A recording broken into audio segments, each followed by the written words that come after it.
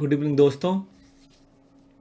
जिन भी बच्चों का एग्जामिनेशन मई 2025 में देने वाले हैं और सीए इंटर की तैयारी कर रहे हैं, वैसे तो ये स्कीम फाउंडेशन और फाइनल सब पे लागू होता है, बट स्पेशली हमने सीए इंटर को ध्यान में रख के बनाया है।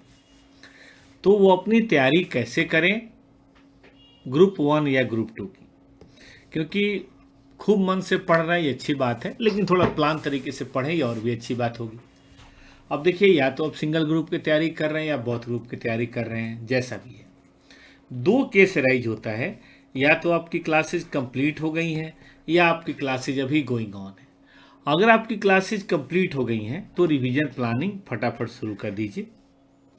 और बड़ा सिंपल है, 3 महीना है और 3 रिवीजन। रिवीजन तो 3 ही होना चाहिए, क्योंकि बगैर 3 बार रिवाइज की चीज़ें अपने नहीं होती। थोड़ा कम भी पढ़ें, विस्तार बहुत ज़्यादा ना भी हो, लेकिन जितना पढ़ें वो 3 बार अभी पढ़ें और 1 बार एग्जाम के समय, तो 4 हो गया, प्लस 1 बार क्लास। ये कंपल्सन है। ये बहुत सारे बच्चे ध्यान नहीं देते और लास्ट में वहाँ पे रिप्रोडक्शन नहीं कर पाते अपने नॉलेज का। नॉलेज तो होती है लेकिन उसको लिख नहीं पाते। इसलिए ज़रूरी है कि कम से कम 4 दफ़ा, 3 दफ़ा अभी अब फरवरी, मार्च, अप्रैल, और 1 दफ़ा एग्ज़ाम के समय, 2-2 दिन जो टाइम मिलता है, रिवीजन करें।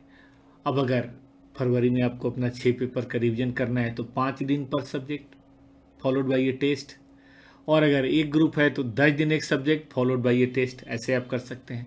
सिमिलरली मार्च में और अप्रैल में आप अपना काम कर सकते हैं, ठीक है ना।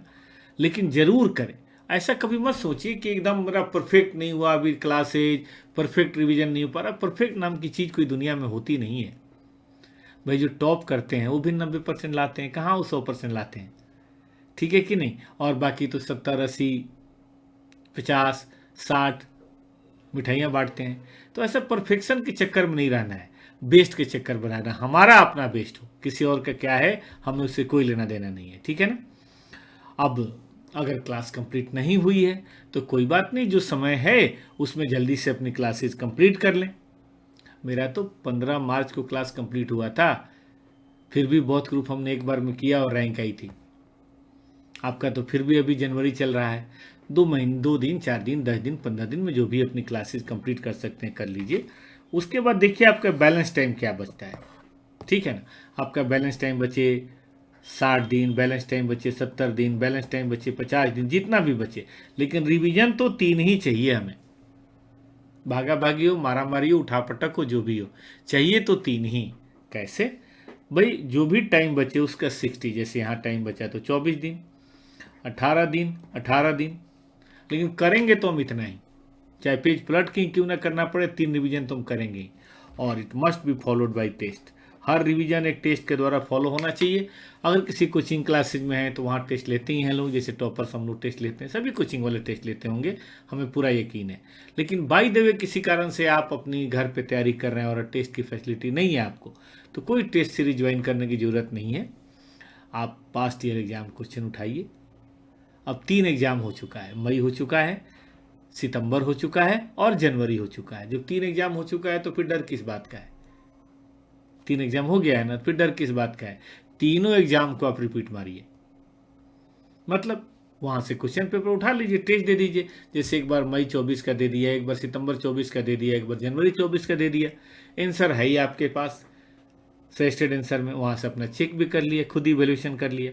तो इस तरीके से करके आप अपने प्लानिंग को बेहतर तरीके से अंजाम दे सकते हैं। और जितना गुड़ डालेंगे उतना मीठा होगा। देखिए, मिनिमम 12 घंटे की पढ़ाई तो होनी ही चाहिए। रिवीजन के समय का थोड़ा सा मैं आपको आइडिया देना चाहता हूँ। रिवीजन के समय अपने टाइम टेबल को कैसे बांटें, ठीक है। आप शाम में सोते हैं और सुबह में उठते हैं, है ना। इसके बीच में जो भी आपका टाइम है, 7 घंटे सोना भी चाहिए, 6 घंटे सोना भी चाहिए। आप अपने टाइम को 4 भागों में बांटिए, याद रखिए 4 भागों में बांटना है। और कोशिश करना है 3 आवर्स, 3 आवर्स, 3 आवर्स। जैसे मैं एक आपको आइडियल बताता हूँ।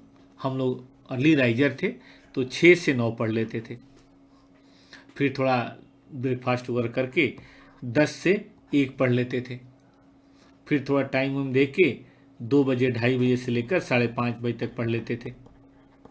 और फिर उसके बाद थोड़ा चाय चुई का ब्रेक लेके शाम को 6 से 8 कर लिया, 6 से 9 कर लिया, कुछ इस तरह से कर लिया। उसके बाद आराम से खाना वाना खा के, या 6 से 8 कर लिया, खाना वाना खा के फिर 1 घंटे फिर 10 से 11 कर लिया।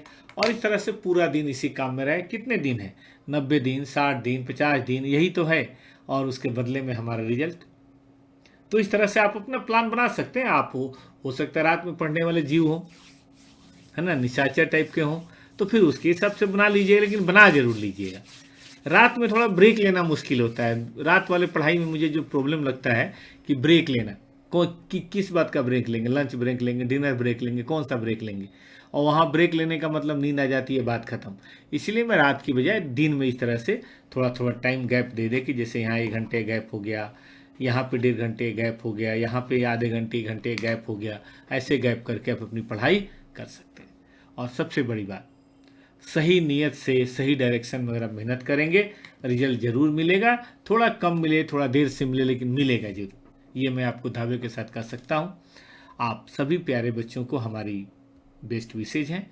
किसी भी तरह की समस्या अगर महसूस होती हो तो वीडियो में अपना कमेंट कीजिएगा, आपका जवाब ज़रूर दिया जाएगा। Thank you.